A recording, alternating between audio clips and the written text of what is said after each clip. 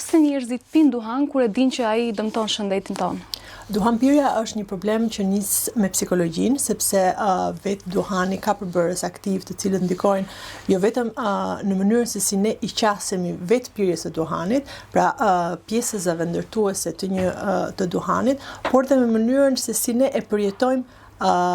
procesin në cilin kalon trupi dhe organizmi jonë pasi konsumon duhan. Ky është një proces tërësisht psikologjik i lidhur me pjesëzat që bëjnë pjesë tek përbërësit e duhanit, janë përbërës aktiv të cilët kanë një ndikim të madh në trupin ton, duke na bërë të përjetojmë momente çlirimi. Këto momente çlirimi të përjetuara nga ne